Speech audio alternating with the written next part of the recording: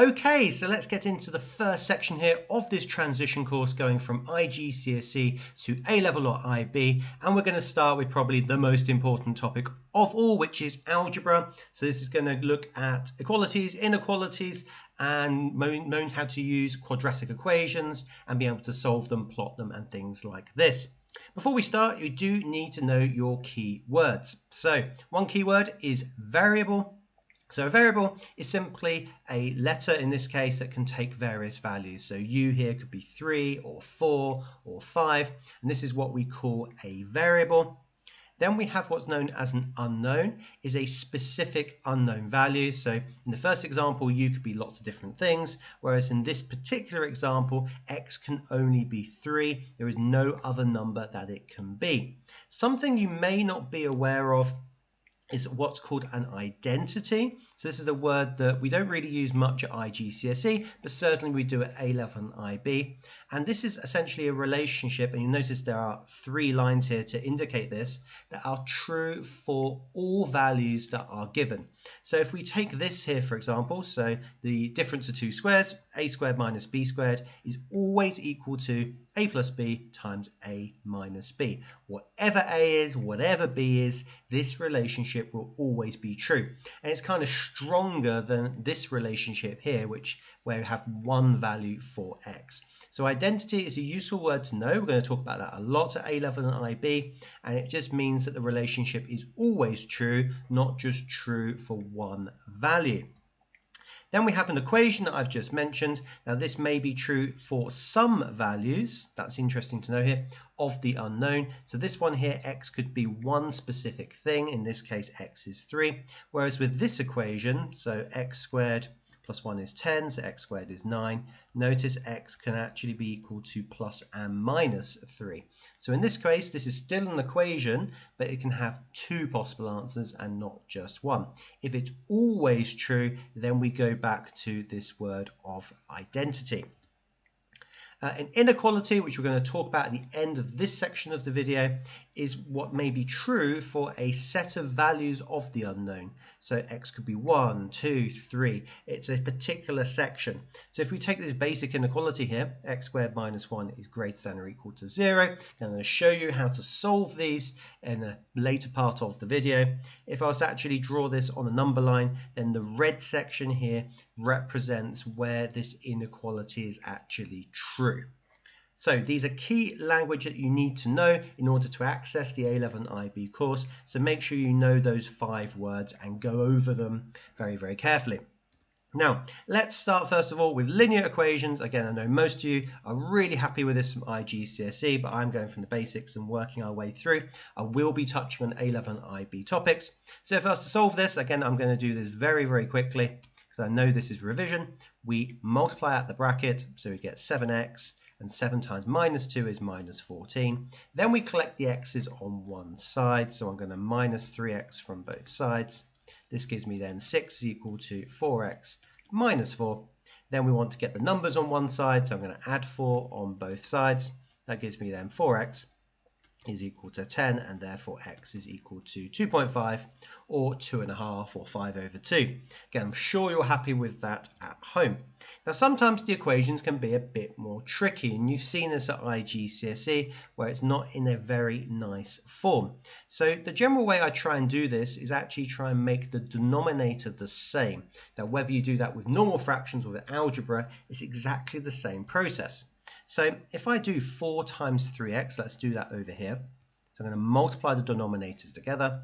That gives me then 12x. That means I can write both of these fractions in terms of over 12x. So what do I do to 4 to get to 12x? Well, I multiply by 3x. So I do the same to the top. 1 times 3x is 3x. Now, if we do, what do I do to 3x to get to 12x? Well, I multiply by 4. So I do the same to the top. I'm going to multiply this whole thing by 4.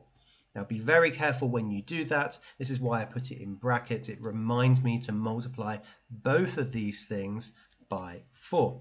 Now, the reason that we've done this, and I'll just quickly multiply out the bracket. I know that's an easy skill. 4x minus 4 over 12x. The reason that we have done this is that we can actually collect the numerators together. We can just add to those numerators. So 3x plus 4x is equal to 7x minus 4 over 12x is equal to 1. Now the reason that we've done this is now we can actually solve this like a normal equation. So all we need to do here is multiply by 12x on both sides. And this cancels. This gives us 7x minus 4 is equal to 12x. And notice now it's pretty much in the form of what we saw in the previous example. So I'm going to minus 7x from both sides. That cancels. We get minus 4 is equal to 12x minus 7x is 5x. And so we get an answer of x is equal to minus 4 over 5. Again, if you like your decimals, I know lots of you do, of course you can write minus 0.8 as well. So those are our linear equations. Now the next logical step to make sure we go through everything we need algebra-wise is making sure we can solve quadratics. And we have three main methods for solving quadratics, and four if you include graphical means as well. And the first one that you need to know is factorization. Now I have lots of students that say, I just know how to use the formula, and then I can use the formula to solve it. Okay, that is true to an extent, but you'll find that factorization technique is very useful in A-level and IB topics outside of quadratics. So it is an important technique to learn. Now, when we get a basic quadratic here, so we have just a single x squared, nothing too complicated, then we set up our brackets. And the way I generally teach my students is that we need two numbers here for our basic quadratics that multiply to give us 6, but they add to give us minus 5. Now, after a little bit of thought, we go, aha, we have minus 2 and minus 3, because if we multiply them, we get positive 6, but if we add them, we actually get negative 5, which is what we want. And then we put it into our brackets, and then we use what's called the null law or the zero law, which is if two things multiplied to give you 0, then one of them has to be 0. So either x minus 2 is 0, so x is 2, or x minus 3 is 0, in which case x is 3. Now it's interesting that null law, if you are doing matrices, I'm just trying to think which course that is, IB high level AI, this law actually, this null law, doesn't actually apply to matrices. So actually it's a very specific thing that works in the number system, but not actually with matrices and other kinds of calculation. It's just something to be aware of if you're doing H or AI. Now sometimes the quadratic is not in a very nice form, so sometimes we have to do a little bit of tidying up here. Again, this is just algebra practice. So we multiply out the bracket, so we get 2x squared minus 2 plus 5x is equal to 4x minus x squared. Now the general rule with quadratics, you get everything to one side. I'm going to put that in big letters, everything, here we are, everything to one side. As soon as you have it in that way, then we can use the methods that we know for solving quadratics. So what I'm going to do here, I'm going to add x squared on both sides, and I'm going to minus 4x. That gets the right-hand side 0. Everything is good in the world. So we add x squared, so we get 3x squared. Real frog in my throat there. We minus 4x, so 5x minus 4x is minus x. And then we have minus 2 is equal to 0. And we have it in the form that we are looking for. Now at this point, you can solve this in a few different ways. I'm going to choose a different method. I think it's really important when you go into A-level and IB. You're going to have people in your class that have come from the IB MYP system, the iGCSE system, the CBSE system, and so on. And so it's really good to see other methods. I'm going to actually put this into brackets using a different method called splitting the term. So I'm going to use splitting the term here. Again, can be seen as a bit more complicated, but it's useful to be aware of. Now, the way we split the term is we take this number and multiply them. So 3 times minus 2 is equal to minus 6. So we've got our minus 6. And now we need to think of numbers that multiply to give me minus 6, but add to give me minus 1. And again, a little bit of thought about this comes then to minus 3 and plus 2. Because if I add them, I get minus 1. If I multiply them, I get this magic number of minus 6. Now, what do I actually do with this? Well, I'm going to take this quadratic and split the term, hence the name of the method. So all I'm going to do, I'm going to copy out my quadratic, and instead of writing minus x, I'm going to unsimplify it and write minus 3x plus 2x. So I've replaced this minus x just with minus 3x plus 2x, those numbers coming from down here. Now you're thinking, why would I even want to do this? Surely I want to make this less complicated and not more complicated. Well, there is a reason for this. I'm going to draw a line right down the middle, and I'm going to factorize each into single brackets. So what do I mean by this? Well, if I take these two terms, what do they have in common? Well, they have an x and a 3. So I'm going to take a 3x out. And then we're going to work backwards. So what do we multiply 3x by to get 3x squared? Just x. What do we multiply 3x by to get minus 3x? Minus 1. Again, you're probably thinking, Ginger Mathematician, you're making this too complicated. You're going to see in a moment. We're going to do exactly the same process over here. What do they have in common? They have a 2. Then we work backwards. What do you multiply 2 by to get 2x? X. What do you multiply 2 by to get minus 2? Minus 1. And you'll notice the two brackets here are the same, which is always a very, very good sign when you're doing this method. So to finish this off, we see what's in common, which I've just identified. Let's highlight it. The x minus 1 is in common. So I'm going to take that out as a common factor. Can you do that with brackets? Of course you can. And whatever we're left over with, so the 3x and 2, we put into our second bracket. Now, if you don't believe me that this is actually true, you can use FOIL to actually expand this out. So first, outside, inside last, and you should get back to our original quadratic of 3x squared minus x minus 2. Again, a little exercise for you to do if you believe this is some kind of wizardry or some kind of magic. Now, at this point, then we can say the null law, which is either the first bracket is 0, x minus 1 is 0, x is 1, or 3x plus 2 is 0, 3x is minus 2, and therefore x is minus 2/3, or for you decimal people out there, minus 0.6 recurring. I know you want to write that down. Please don't, but I understand if you do. Okay, so quadratics, you've got this kind of more sort of short method for factorizing quadratics. You can use a similar idea down here, or you can use what's known as splitting the term, which is very reliable, but it does take a bit of time to work through. Now, probably what your teacher has not shown you is actually you can use this idea of quadratics to actually solve related equations. So we're going a little bit beyond now iGCSE. So you look at the first equation and go, well, it's not a quadratic because there are no actual x squareds in this particular equation. But with a little bit of jiggery-pokery, as I call it, we can actually make this into a quadratic. So this is a common technique that we use a lot in A-level and IB. I'm going to let y equal this middle term, the square root of x. You're thinking, why do I even want to do this? Why would I want to do this? Well, remember the square root of x, your index laws, is equal to x to the power of a half.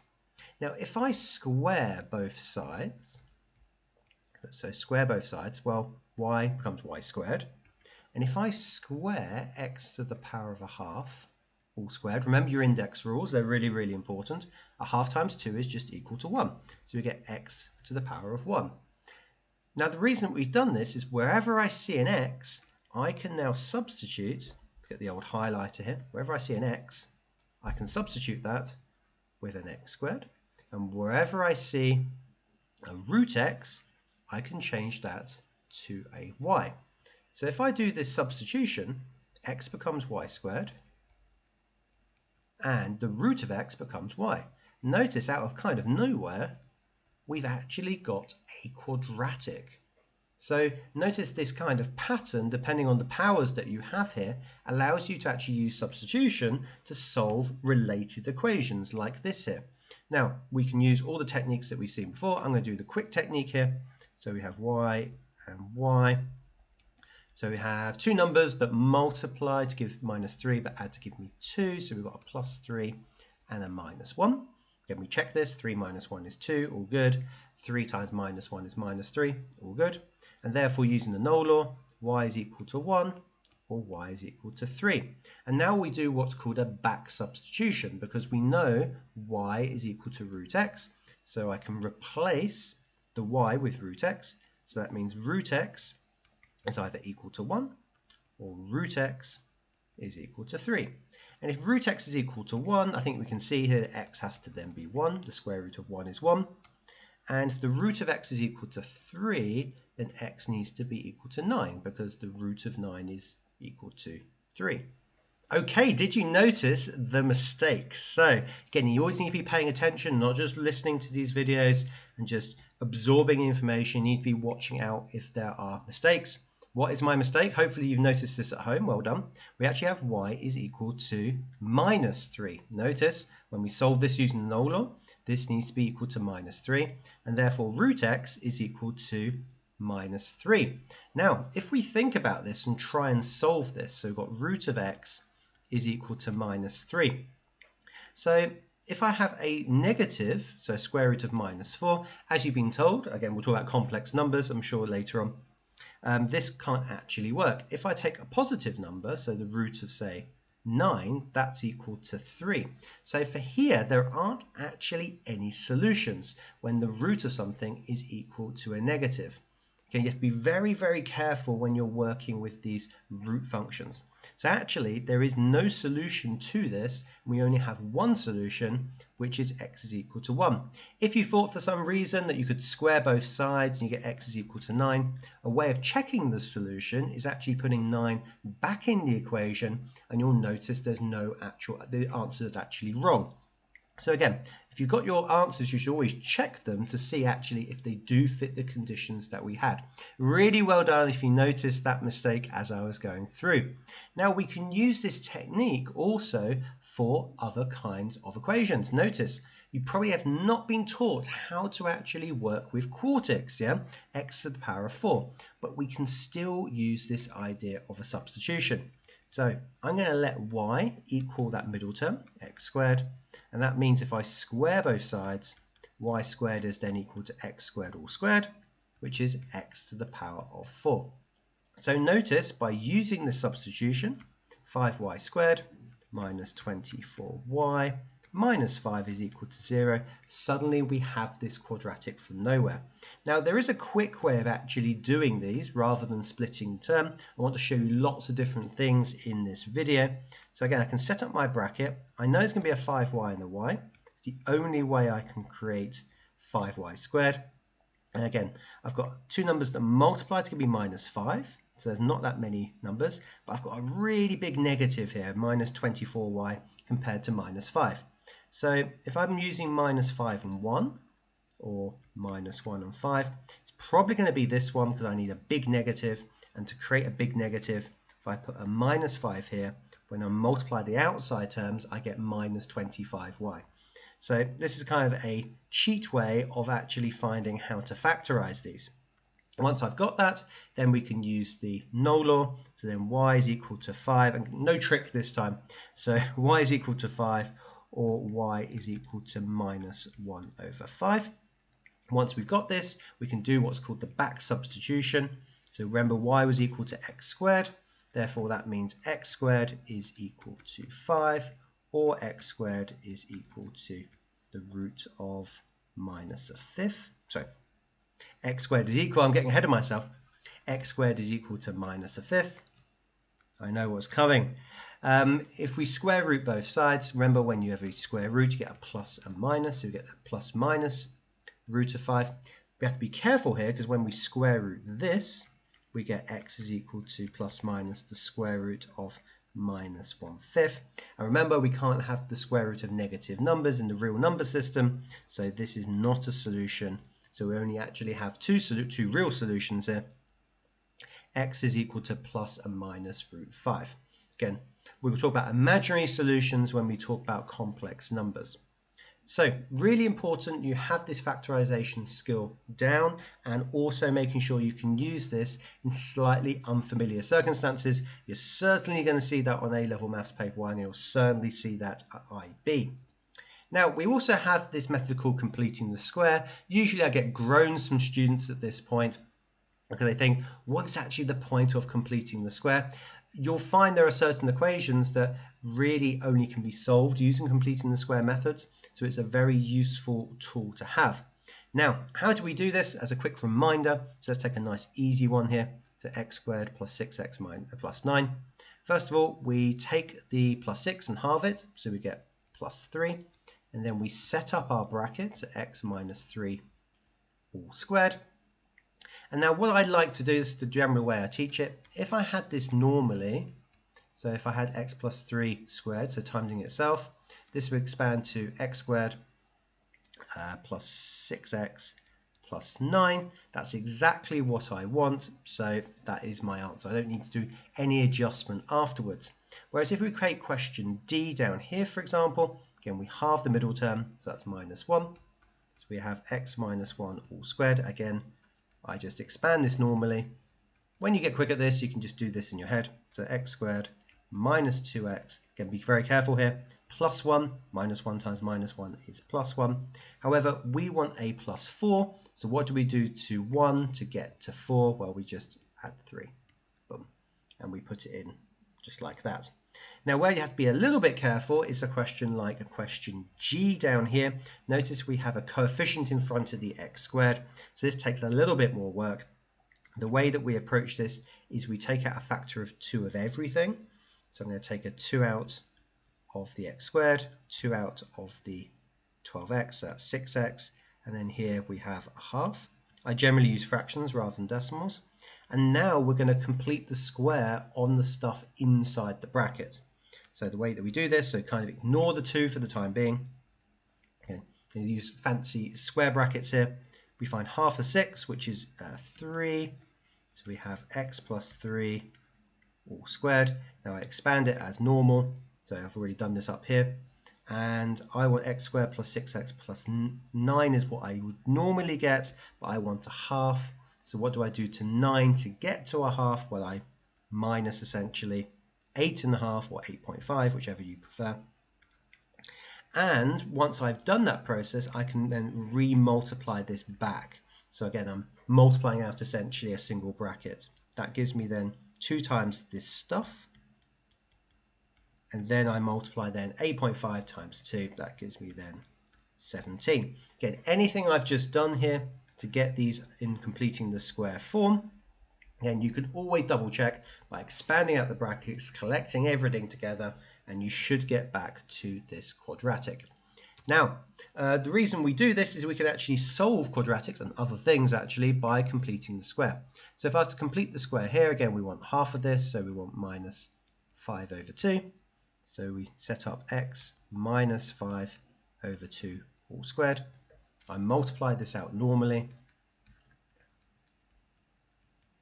If I multiply this out normally, I get x squared. The middle term will be minus 5x, otherwise this doesn't work.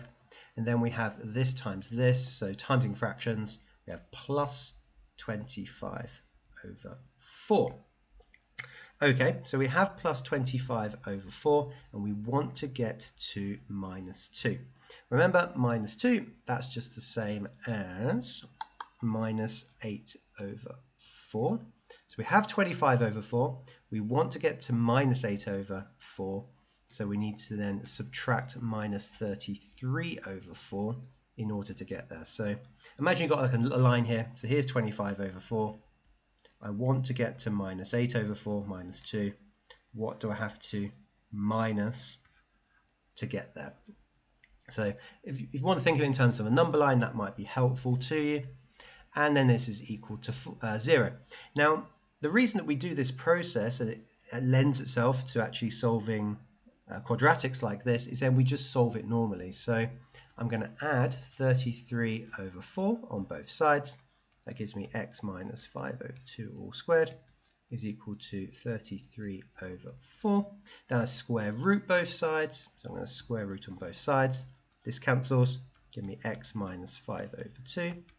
We square root both of these to get the square root of 33.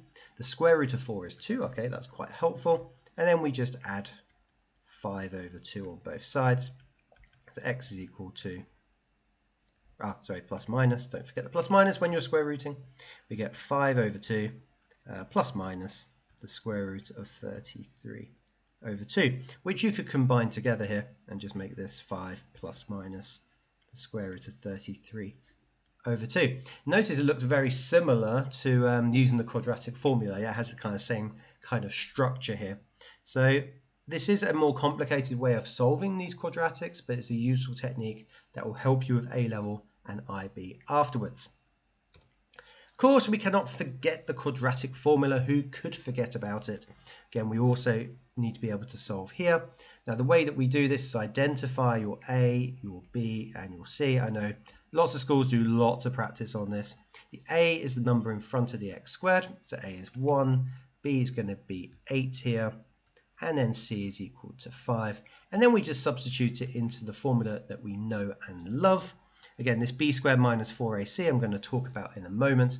So if we put this in, we get x is equal to minus 8 plus minus the square root of 8 squared minus 4 times 1 times 5 all over 2a, so all over 2. Then we simplify this down a bit. So I do this in stages. We can use a calculator, of course. So 64 minus 20 all over 2. So we get then minus 8 plus minus the square root of 44 over 2.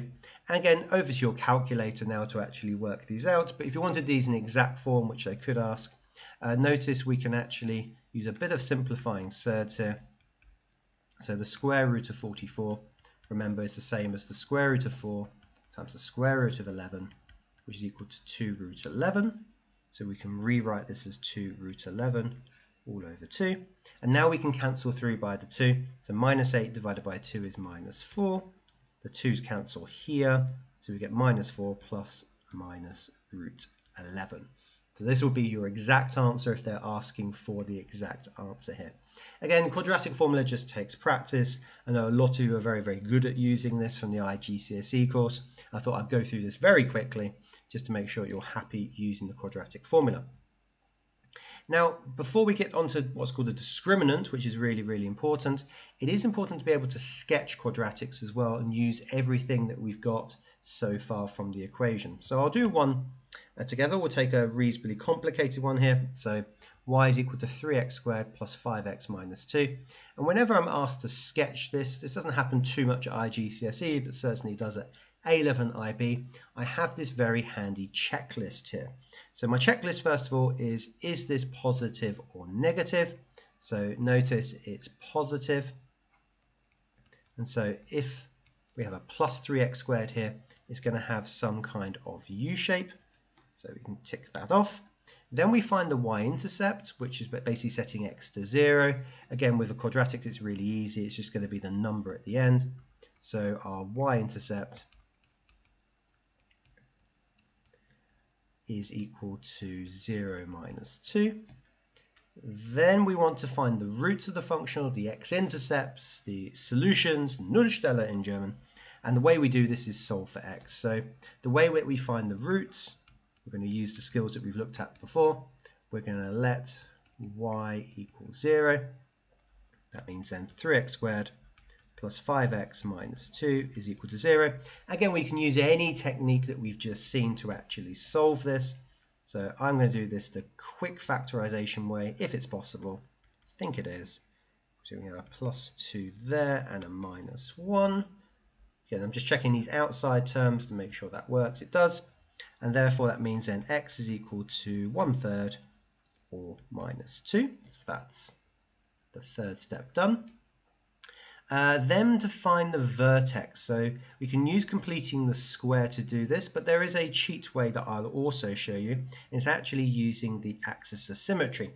Now the axis of symmetry, again, some teachers teach this, some don't, is the first part of the quadratic formula essentially. So it's this part, it's the minus b over 2a. There we are. So is minus b over 2a. So if we use it for this particular one here, the axis of symmetry Now minus b, so the b term is 5 here. So we have minus 5 over 3 times 2, or 2 times 3. So it's equal to minus 5 over 6. Now what this tells you is this is the x-coordinate of the vertex. Now the vertex is either the maximum of the quadratic or the minimum. Now we know because of the shape of the graph it's positive, so it's going to be a minimum here. So again, all this information comes together to help us do a really, really good sketch. So this tells us the x-coordinate of the vertex. So the way that we can actually work out the y-coordinate is just substitute minus 5 over 6 back into the equation. So we get, back into 3x squared plus 5x minus 2. So we have 3 lots of minus 5 over 6 all squared plus 5 lots of minus 5 over 6 minus 2. Again, this is where I would just use a calculator. Again, there's no need to do this without it. So let's put this in. So plus 5 lots of minus 5 over 6 minus 2. And this gives us minus 49 over 12. Okay. So we can use this kind of cheap way to do it. We could also use the completing the square method to get the same thing essentially. Now, let's just duplicate this so we've got a bit of room. Let's put all this now information that we have about the quadratic and draw it in one sketch. So first of all, we need to draw out some axes. There we are. So draw out some axes here. We know, first of all, the y-intercept. So the y-intercept here is at minus 2. So that's useful. We have the x-intercepts, or the roots, at 1/3 and minus 2. So let's draw that in. So we've got 1/3, and try and do it roughly to scale. And then minus 2 will be over here. We know the axis of symmetry is at minus 5 over 6 and minus 49 over 12. Now this, roughly speaking, is just a bit more than 4, at 4.1-ish. So if we put this in, yeah, it's going to be down here somewhere at minus 5 over 6 and minus 49 over 12.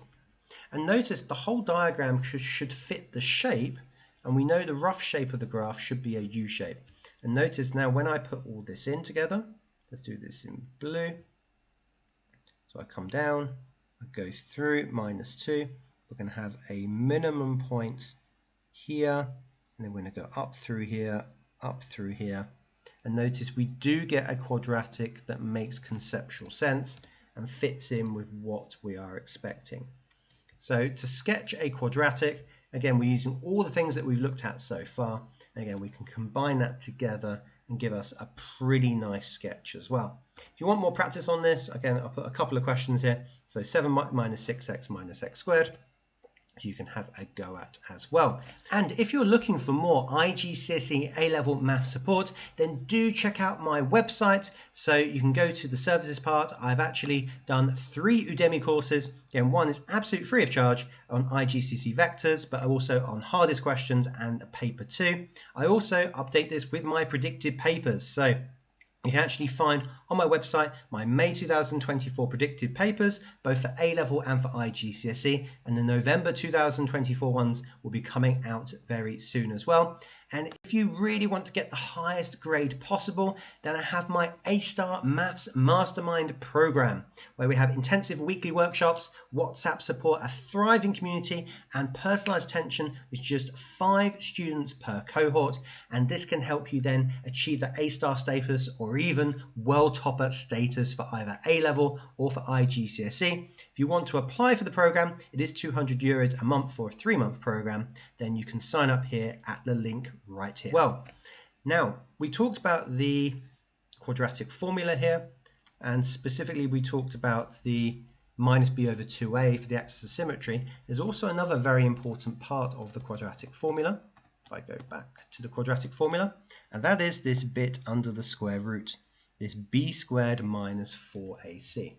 Now you probably haven't been taught about this, so I'll go through this reasonably carefully. So this b squared minus 4ac is called what? The discriminant of the quadratic. Now, what does this actually tell us about the function? Well, when this b squared minus 4ac is positive, so it's equal to say 5 or 15 or 25, then it means that there are going to be two roots of the quadratic. So for a positive quadratic, so remember a positive quadratic generally, it has a U shape, it means it's going to cross the x-axis twice somewhere. So it will be something like this, where it crosses once and it crosses twice. If it's a negative quadratic, so an N shape, again, it will be a similar idea here. It will cross the x-axis once and twice.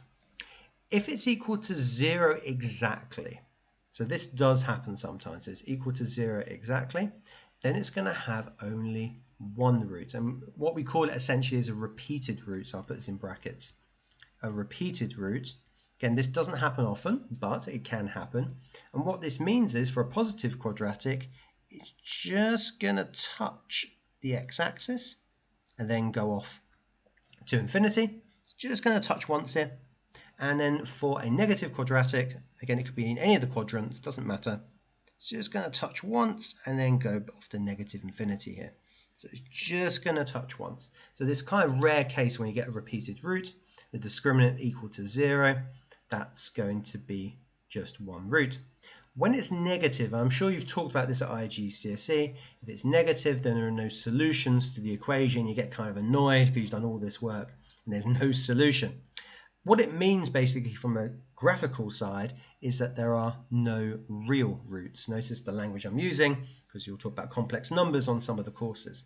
What this means is you have kind of a quadratic floating in space. So you have it up here. Notice there is no way it actually crosses the x-axis. Likewise, for a negative quadratic, again, it's just going to float in the air down below and never touch the x-axis. So the discriminant is very useful. It gives you more information about the quadratic, where it actually, how many times it crosses, twice, once, or 0 times. Now, why they could ask you this kind of question is something like find the number of distinct real roots, notice the language here, distinct real roots of the quadratic that you have. Now the way that you'd actually test this, let's take the first one here for example, is we'd actually work out what b squared minus 4ac is equal to. Now in this case the b is equal to minus 2, the a is equal to 3, and the c is equal to minus 5. So we put this into our discriminant, we get then minus 2 all squared, minus 4 times 3 times minus 5. So if we work this out, we get 4, be very careful, minus 2 squared is 4, minus 4 times 3 times 5, that gives you minus 60. So minus 60 is 64, and therefore that means because it's positive, remember our little chart here, because it's positive, it has two distinct real roots. If we take our question C here, so x squared plus 4 is equal to 0. Now our a will be equal to 1, it's just 1x squared. We don't have a b term, so that's just equal to 0. And c is equal to 4. So if we put this into our formula, b squared minus 4ac, we get then 0 squared minus 4 times 1 times 4. That's equal to minus 16. And therefore that's negative, and so it has no distinct real roots. Now you can actually show this in a different way using transformations of functions, which you may have done at iGCSE. If we take a basic quadratic, so y equals x squared, this is just a parabola that goes through the middle. If we have y equals x squared plus 4, so let's do this in a different color, plus 4. Remember that has the effect when it's outside the function, it then has a vertical shift 4 upwards. So what will happen is it will just go through here now at 4. And if you look at it, it doesn't actually cross the x-axis anymore. So again, a lot of these things fit in with bits of maths that you've already looked at. Now we can also then say that show that x squared plus 4x plus 8 is always positive. So the way that we can do this, again, we could also look at b squared minus 4ac. It's the first thing that we consider. So our b squared is 4. So you have 4 squared minus 4 times 1 times 8. So that gives us then 16 minus 32.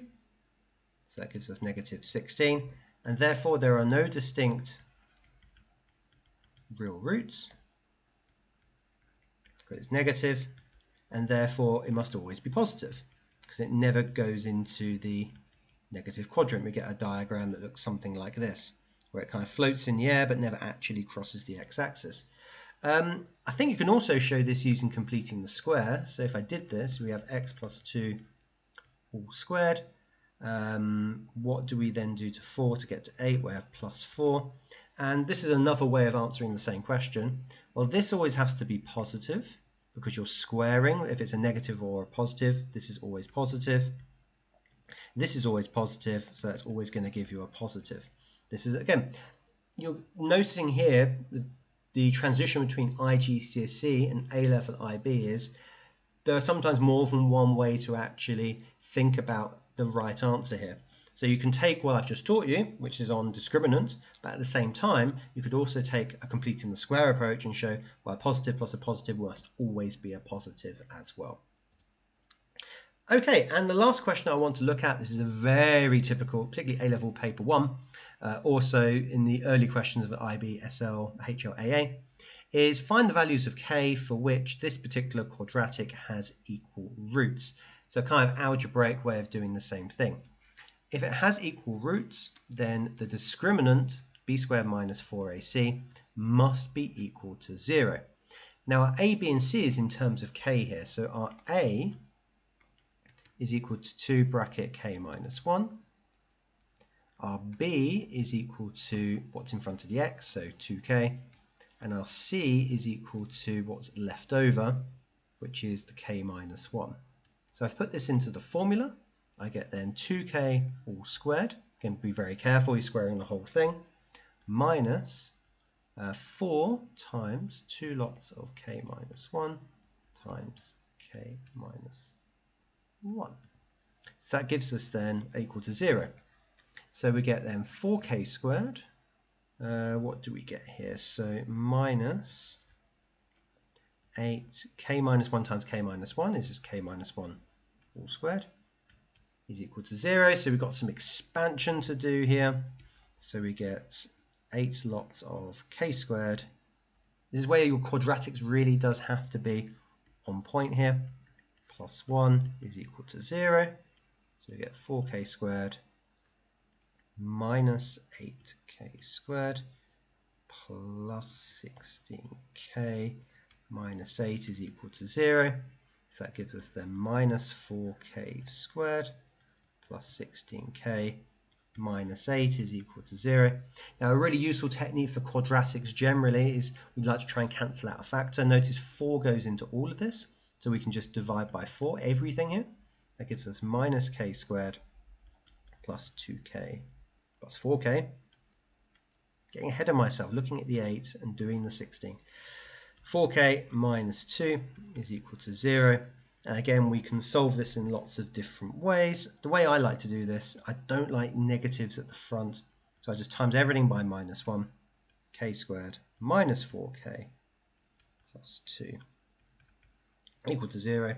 This is one that can't actually be solved, I think, by factorization, just looking at it. So again, we've got a few different methods here to actually solve this quadratic. I'm going to do this by completing the square. Yes, I am showing off slightly. So k minus 2 all squared. So expanding this is 4, then we get a minus 2. Again, look at the previous parts of the video if you're wondering how quickly I'm doing this. Then we just solve this normally. So k minus 2 all squared is equal to 2. We square roots. And then we put the other part over. So we get 2 answers for k here. We have 2 plus root 2 and 2 minus root 2. Notice when I looked at this, I think, okay, this is going to work out quite nicely by completing the square rather than using the quadratic formula. But again, both methods will get to then the same answer. If you're finding the speed of this quite quick, I completely understand there's a real transition between iGCSE and A-level IB, and I'm really trying to prepare you for the speed of calculation you need to work out. So when you do the A-level or IB papers, you can complete the paper in time. There's an issue of A-level and IB where often you run out of time for the actual questions you need to do.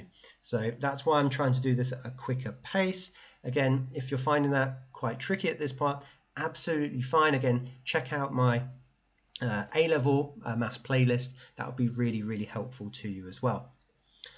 Okay, so I want to talk a little bit about inequalities here. So we have two main kinds of inequality. We have what's called linear inequalities, so just x's essentially, and also quadratic inequalities. And basically linear inequalities, you treat it exactly like equalities, apart from if you multiply or divide by a negative, it reverses the inequality. So you're going to see that as we go through. So this one, again, treat like a normal equation. I'm going to add 3x. Now that doesn't flip anything or reverse the inequality. That just gives me 5x minus 8 is less than 2. I then just add 8. That gives me 5x is less than 10. And then just divide by 5. X is less than 2. So notice here I didn't do the thing in red here, multiply or divide by a negative, therefore I can solve it the normal way. Now sometimes you have linear inequalities where you kind of got things on both sides, but that's absolutely fine. We still treat it in the same way. So I'm just going to add 2 to everything. So that gives me 6 over here. That gives me then just 3x. And adding 2 over here gives me x plus 10. So I'm doing everything here in parallel. I'm making sure I add 2 here, add 2 here, and add 2 here. Then I'm just going to divide by 3 here. If I do this, I get then 2 is less than x, which is less than x plus 10 over 3. At this point, I can actually solve different parts of it. So I get this part. So x is now greater than or equal to 2. Notice I flipped it over, so I have to flip the inequality. So I've done this section, and now I can do this section here. Now it's simplified down, so that gives me then x is less than x plus 10 over 3. This time I'm going to times by 3, because x plus 10. That gives me then 2x is less than 10, so x is less than 5.